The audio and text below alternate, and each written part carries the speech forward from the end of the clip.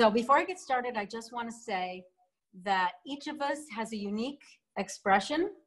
Whether we like it or not, we all will interpret these images a little differently, and that's a good thing. So I want to encourage that.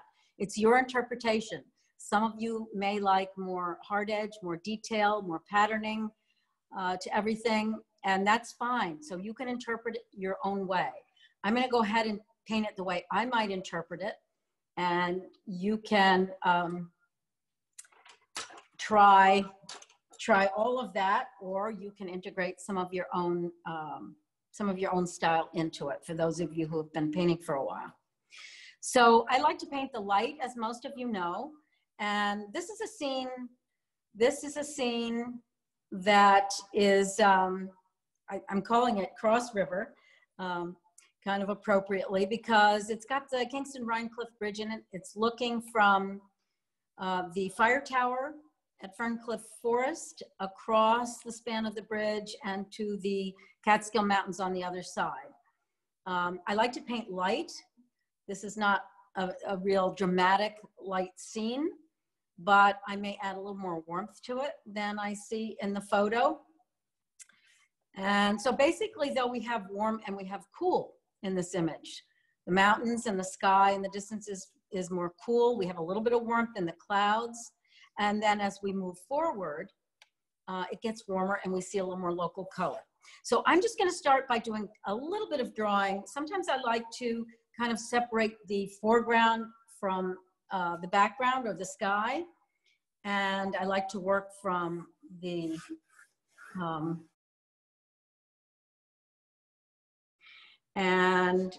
so I'll find the line at the bottom of edge of the land masses before they hit the river. We see a little bit of the river. And the span of the bridge, I think what I will do, instead of masking it out, we'll keep it simple. I think we're going to try and lift it after with the edge of our brush. So I'm going to just create what I think is this bottom edge below the land masses and the mountains here. So we have about 2/3 and 1/3, meaning 2/3 in the foreground. And the span of the bridge, we can add in later, but just to get an idea of, you know, these narrow layers back here that are the lowlands before the mountains, we want to leave enough room to get some of those in, and then the mountains. So it looks like I'm going to end up with a little less sky. I think my paper may be a little less boxy than the reference. But again, it does not have, you don't have to be copying this. You're interpreting it. So don't get too caught up in feeling like you have to get everything exact to what's there. You want to create a little spontaneity for yourself and get more of an idea. The details we'll get with the paint. So you just want to kind of get some of these segments separated out. And then the foreground, I'm going to leave a little spit of the river showing. And again, I might get more of that with the paint as well. I really don't have to draw it in. Sometimes doing a little drawing does have ourselves become a little more connected to the subject, and we will start to see things we might have missed if we just start painting without taking a closer look. So sometimes drawing helps us to do that. I can just indicate a couple little verticals here for these trees to help myself familiarize myself with the landscape. But you don't want to do a lot of heavy drawing with the pencil, because you might move those trees. They might not end up exactly in that same place. We do have these fields across here, open fields. Okay, so the brushes I'm going to be using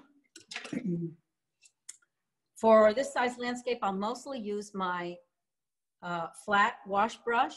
This one happens to have a lot of good natural hairs in it, along with a tiny bit of synthetic, which gives it a little more control, has it be less floppy than an all natural.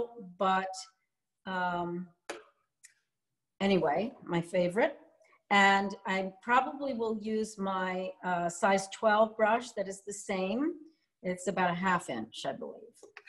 And I will probably use my watercolor round. It's a size 10, but yours doesn't have to be exactly that. It has a nice point for details. or I can use it on its side to cover a little more. So you're going to improvise if you don't have exactly what I have. I may use a rigger, which some of you may not have. This is a very long, it has very long hairs, but it's small. And those are really nice to kind of pull out your tree branches. If you don't have that, then you're going to try and hold your watercolor round brush very upright so you can just use the tip of it. Okay. I may use my hardware store brush. Those of you who paint with me probably have one. I've trimmed it up, made it shorter and pretty scrubby. And they're about $1.50 in the hardware store. And sometimes I'll use that to get some texture in some of these foreground bushes and things and trees. Okay, so I like to start with the sky. I like to think about light. And light is in and around everything. So, and of course, fortunately here I see some of my favorite shell pink. I know that's getting kind of old for those of you who paint with me regularly, but I'm afraid it is there. So I'm going to start with shell pink. If you don't have shell pink, you can take a little cadmium red or scarlet lake and you can mix it with white. Hopefully you'll have some white. Otherwise, you'll have to use it very lightly and just tint the page using the white of the page. This is a little more opaque because it does have a lot of white in it. It's basically pink and white with a tiny bit of yellow. It's almost like a ballet pink. So I'm going to mix even a little more white with it. And I'm going to just put it everywhere, right up to the river.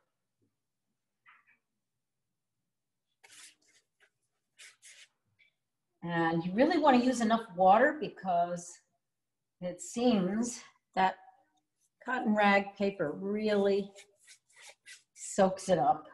And it seems you never can mix enough. So I'm going to override this pink with the blue.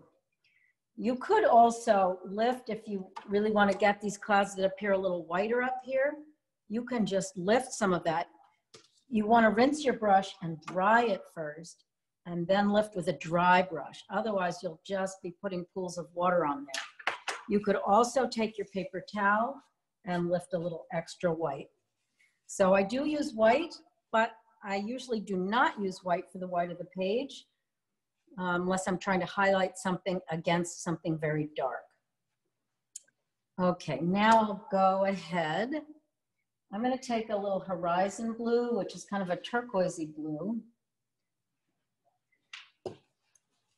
Actually, maybe we should just use cobalt blue because you may not all have horizon blue, but I know you'll all have cobalt blue.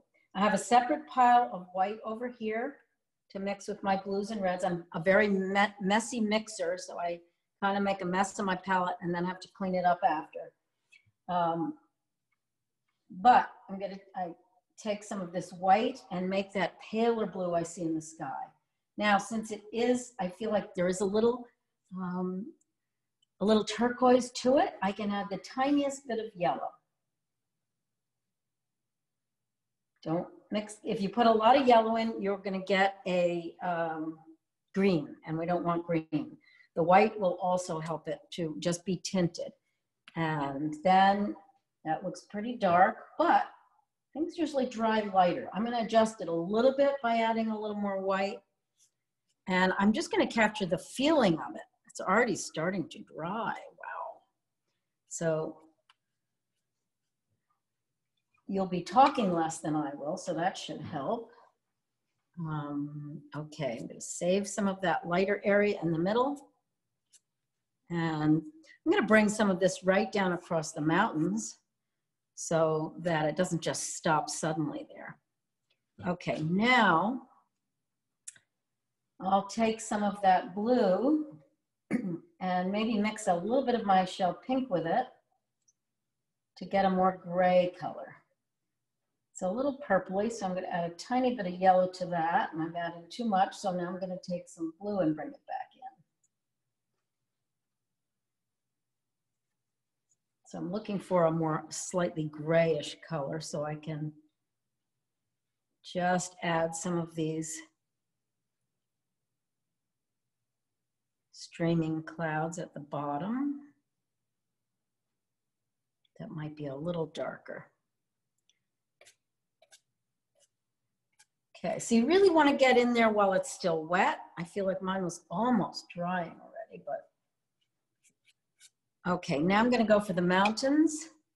So I'm going to use pretty much the same colors, but I'm going to bring a little more blue in. We want it a little darker. So we're going to have less white influence now. And I'm just going to put that down and see what color I come up with. Now, here's where you want the sky to be a little bit drier already. Otherwise, the top edge of your mountain is going to bleed right into the sky. And I can see mine is still pretty wet. So I might mix a separate pile of paint with a brush that is a little drier. And here's a time when you can just sit back a minute and think about what's coming next while you let it dry, or you can use the hair dryer. But test it out, and if it's still too wet, then just wait a minute. I'm going to take a tiny bit of Scarlet Lake. Scarlet Lake is pretty much the same as cadmium, but it's a orangey red, but it is a little more transparent. So if you have cadmium, that's fine too.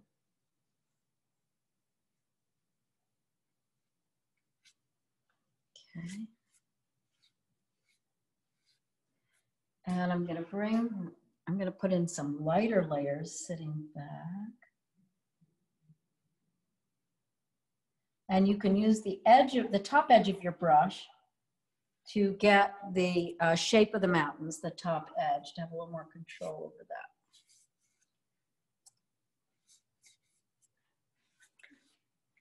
that. Okay.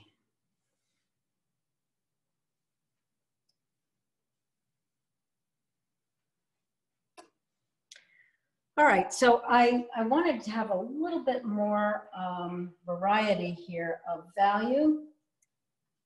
It's pretty light back there, but I want one more value darker. So I'm gonna mix a little blue and red and a tiny bit of yellow.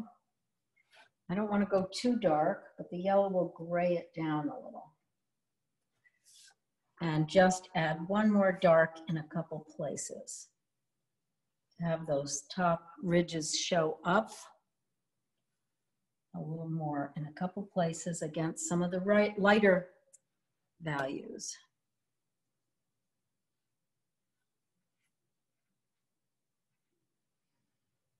Okay, so now I'm gonna shoot for the lower layer. Sometimes in between these layers, you'll get a mist rising. So I'm gonna shift to my smaller flat brush. And if you don't have one, then you can use the side of your big brush this way, or you can use your watercolor round. Okay, so now I'm gonna we start to see a little more of the color of the trees now. The same trees are on the distant mountains that appear more blue, but because of all the atmospheric particles between you and those more distant layers, they appear bluer and we don't see as much of the local color. But now we can start bringing it in. So I'm gonna take some burnt sienna and mix it with some of my blue. I don't wanna go too blue yet. And I'm gonna start to get some of these low laying. Let me bring a little more of I just put a little more of the cadmium red or Scarlet Lake in there.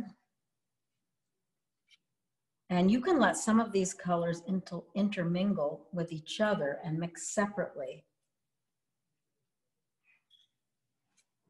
So I can shift back and forth a little bit between more blue in those distant layers.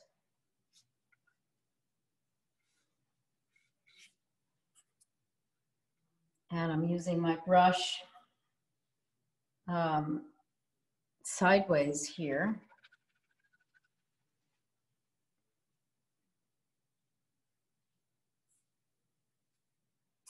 And the darkest layer is all the way at the shore edge.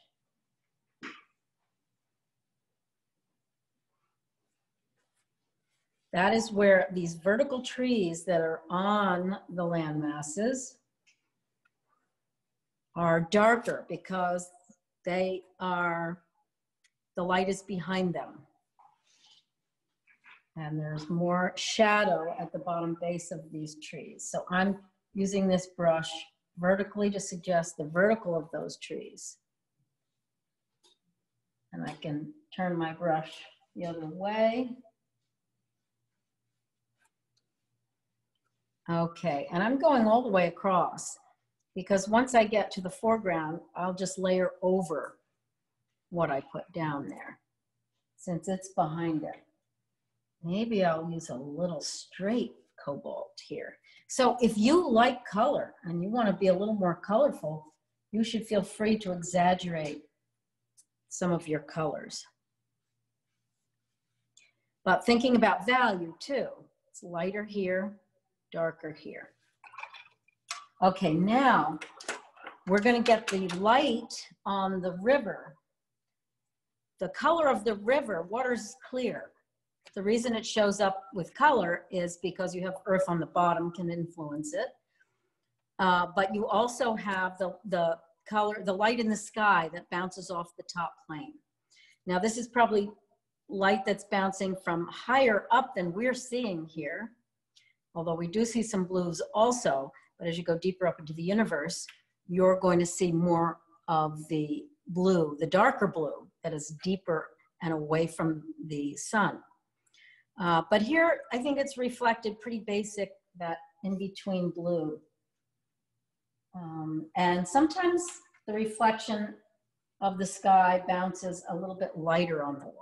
Let's just see what this looks like. So I don't mind touching the shore edge a little bit. I don't want it to bleed over all of my water, but I don't mind if a little bit of it bleeds down as a little reflection. We don't really have big reflections spilling down because of the angle of the light in this case. And if you notice, I'm going past the water so that when I put these trees in, it will overlap it, because darker colors you can layer over the light, and that way you won't have these edges that are like a puzzle that flatten form. You will have the light that is, the trees will appear in front of that water if we layer them over it. Okay, so I think I'm about ready to do that already. So I'm going to start out with my smaller brush, just so I have a feeling of smaller trees off in the distance. And I'm just going to shift back to the earlier colors I started with the, maybe a little, oh, that's a lot. A little Scarlet Lake, a little cobalt blue, and you can mix a little of your brown with it, or you can just use yellow instead. So you can make your own burnt sienna so easily, but I don't want to get caught up in too much of that. Actually, if you want it cooler and less red back there, which it appears, then just put a little more yellow in it. And I'm going to go ahead, and I'm using my brush fairly dry. I don't want to be real wet because I don't want it to bleed up into the water. The water's still a little bit wet. And I'm going for my lighter color first. I know our eye tends to see contrast, so we tend to see darks and intense things more readily.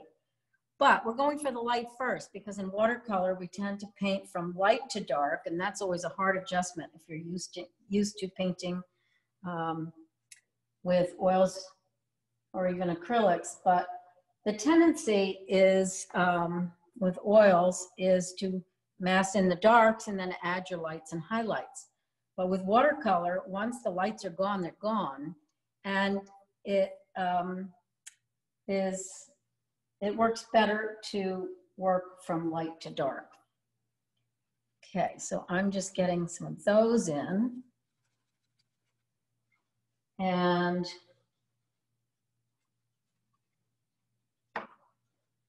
we can intermingle some of these darks as we're moving across. And we can always come back later and add more. And if you're trying to get more of a brown, just mix your burnt sienna and your cobalt blue, and you'll get some nice browns. There's kind of a reddish color. Right here, I'm going to exaggerate it and add a little more red. And I want to just define the bottom of that knoll that's hidden light so that I remember where that is. Okay, let's go back to some darks again. And I'm using the brush with vertical strokes just to suggest, even if it's vaguely suggested, you're suggesting those trees that are vertical.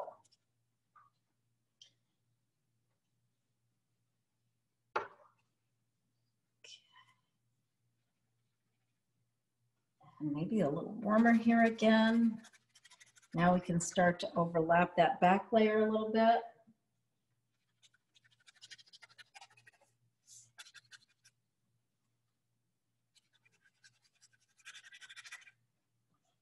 Okay, and you can leave bits of the white of the page if you like that.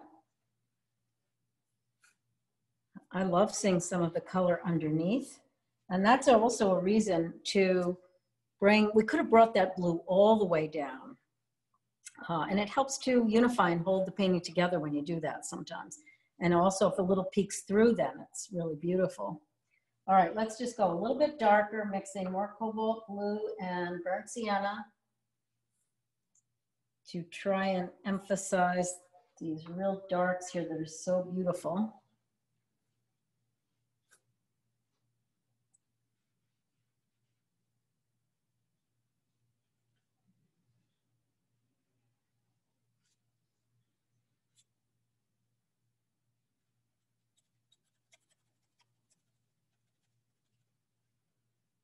So these are just layers of trees.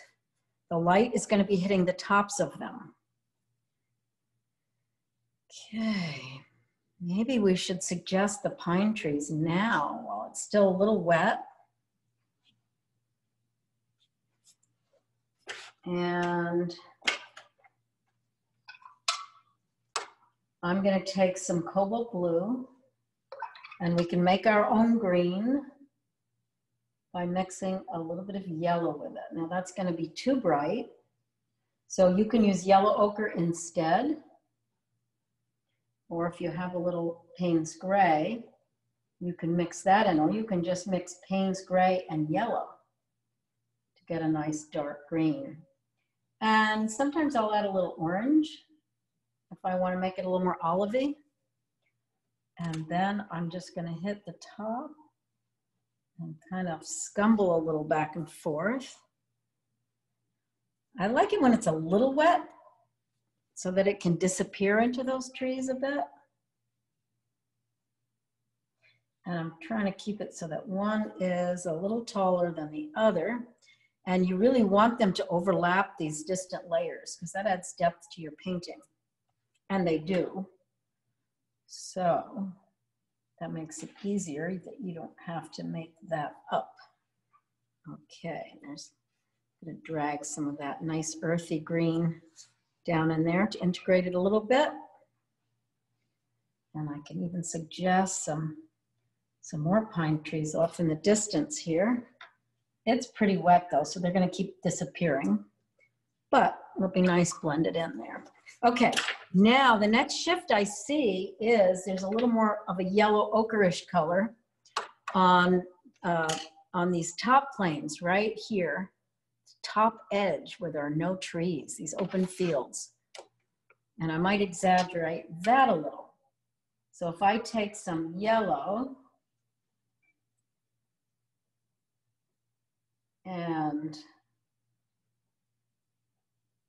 a little bit of blue and white. Let's see, maybe I'll take a little orange.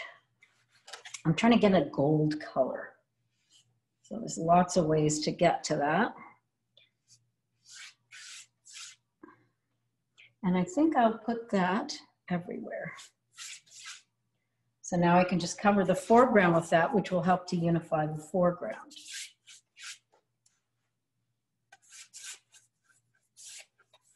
Okay. Now, this might be a good time for some of you to take a little breather and let that dry a little bit.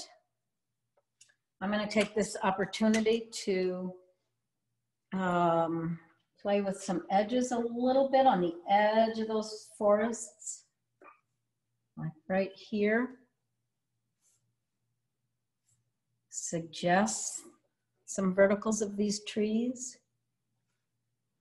You can even put some little bushes coming out onto those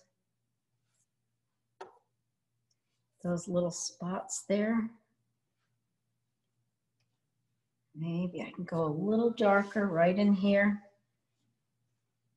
And you can use browns, you can use mauves to describe your darks in this painting as a control color. And as a matter of fact, what I like to do is sometimes do a couple of versions of something and maybe try a version that is warmer, you know, exaggerate the colors a little bit, a little more fauvist. So you can do some variations on this. Okay, I'm gonna go ahead, and at this stage, maybe I will use my hardware store brush. If you don't have that, then maybe use your big flat brush. I can show you a little. I'm gonna make my flat brush very dry and go back to some of my warm colors again for these treetops. And I can just start blocking them in that way. And remember, they're vertical. And if you're using the hardware store brush, then I'm gonna make some more.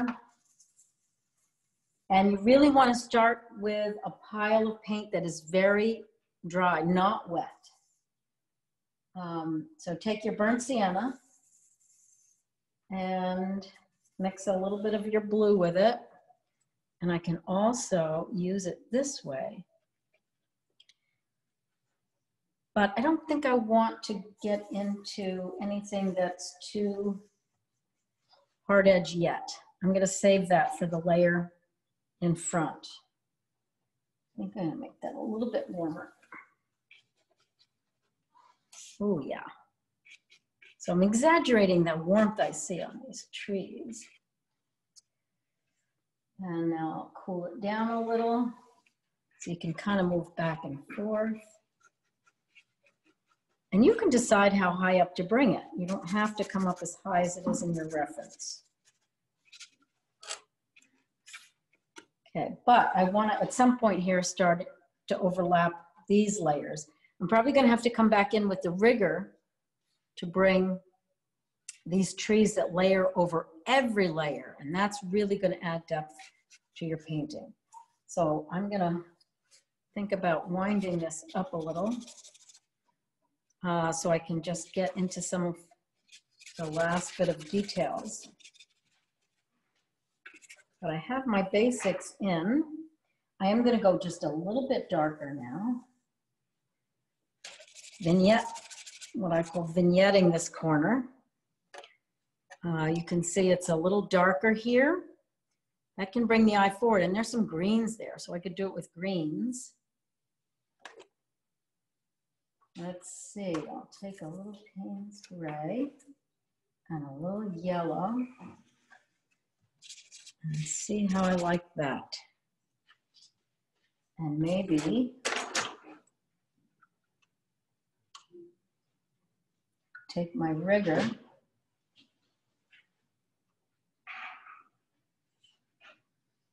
and put a couple of those pines in over here. So you can use your watercolor round for this, or you could try playing with a rigger and using it in a stylized way, almost Japanesey. But what you want to do is vary the length of the branches. We're always trying to create balance with asymmetry, I think. At least I am. Now I could have used more. Sometimes it's hard to get enough paint made up. First time around. Oh, that's a nice color. So you want to make the tops of your trees different heights.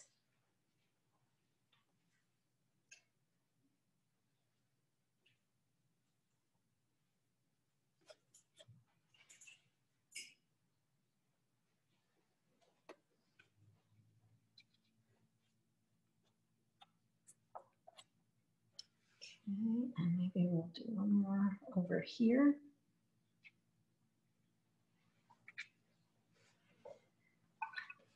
And then let's take our rigger and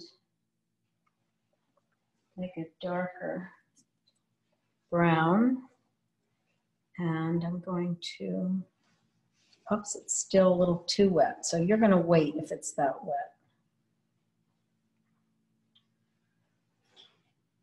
So I probably want to fill in a little more here, although I love that color. And I want to bring some of these trees up overlapping.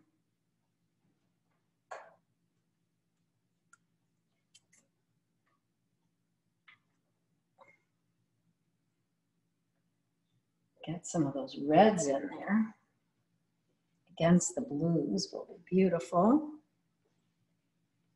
You can also use a fan brush if you wanted to create some soft, rounded tops.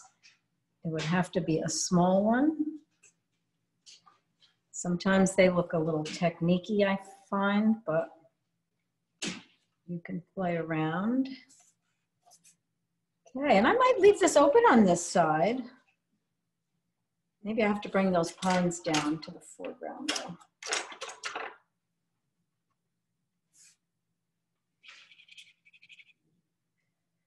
Yeah, we need something big here in the foreground. So I'm going to go ahead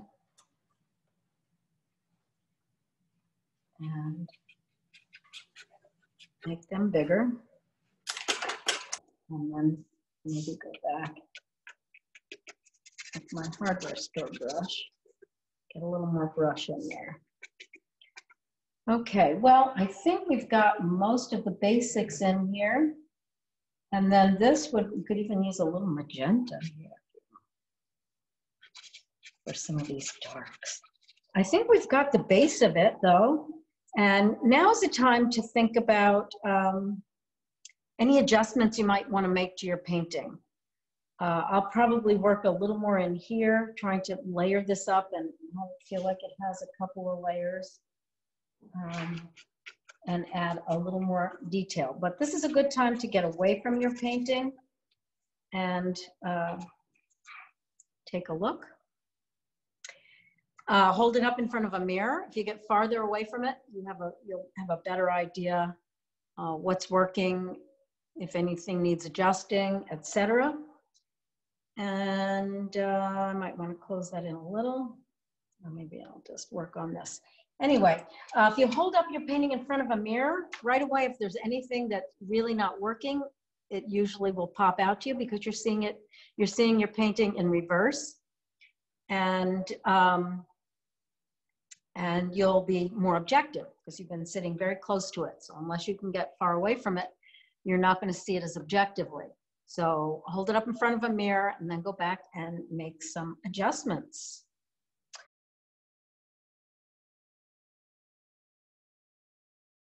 Some little trees in back here though.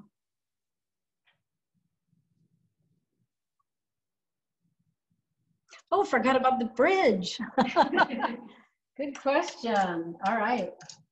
Yes. I was going to lift. So you want to get an idea, and at this stage, if you want to dry your painting, and you could do a little pencil if you wanted, just to, if you feel insecure about getting that right.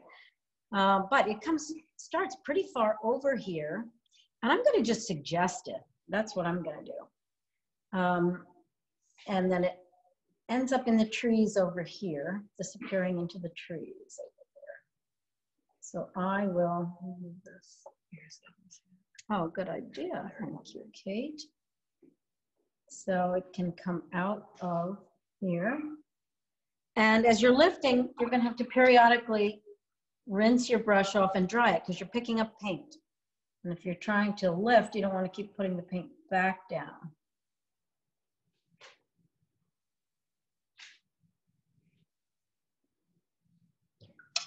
Okay.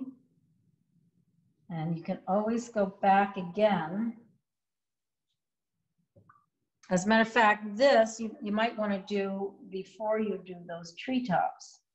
I can come back though and rebuild on those treetops because you want them to layer over. So your head's blocking a little bit. Over the bridge.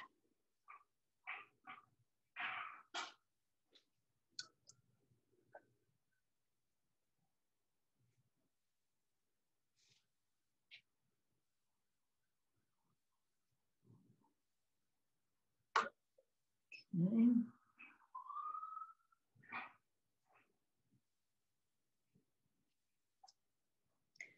But you want to make sure it's dry. That way you'll get crisper edges, and you do need a pretty flat brush for that. Could lift a little more here in between because that's all light.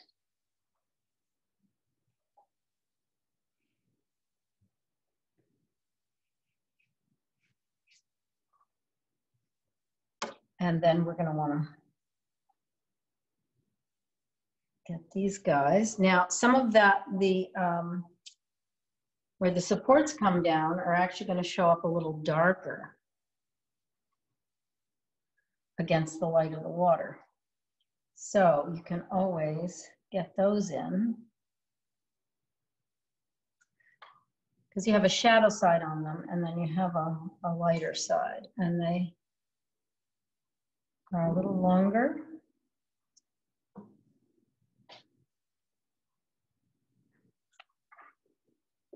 As they come across here.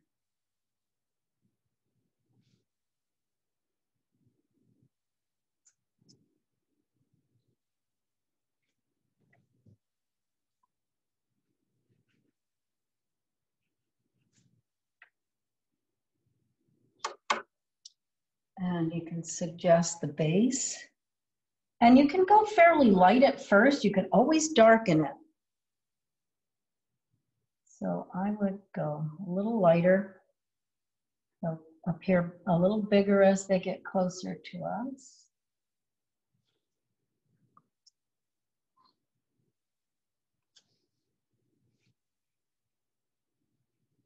So we'll just keep lightening up until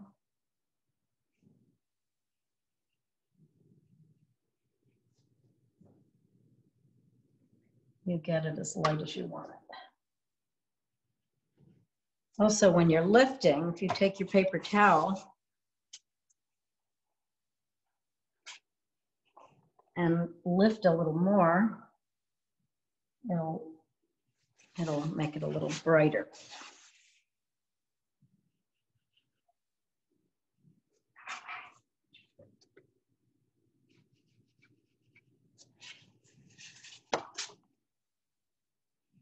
Okay, and then I'll have to go back in and put some branches back in. Okay, that's the idea.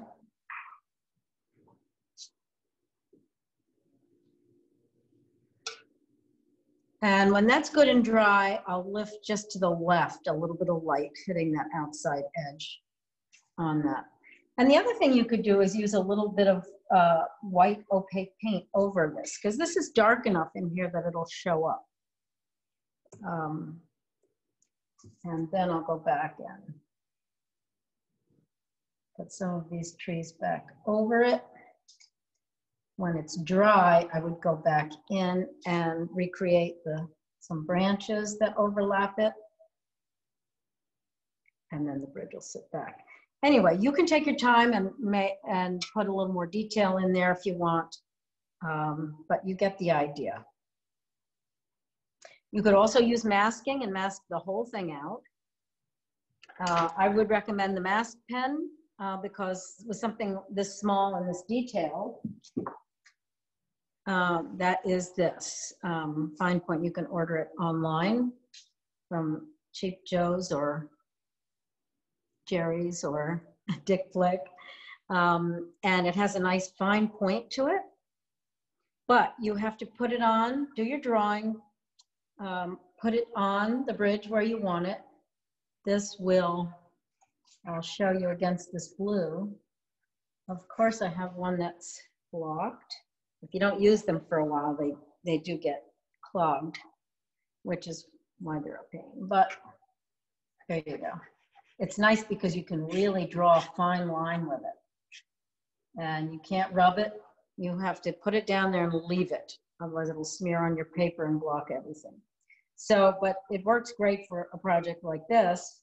And you would make sure it's dry. It becomes translucent when it's dry. Anyway, before you paint, it has to be dry. Then you do the whole painting with it on there. And before you put these trees in, maybe, you would dry the painting really well, take the masking off with a rubber cement pickup or with your finger, and it'll lift off. It's rubber cement and ammonia. And then you can finish your painting and add some subtle shadows to the bridge against the light.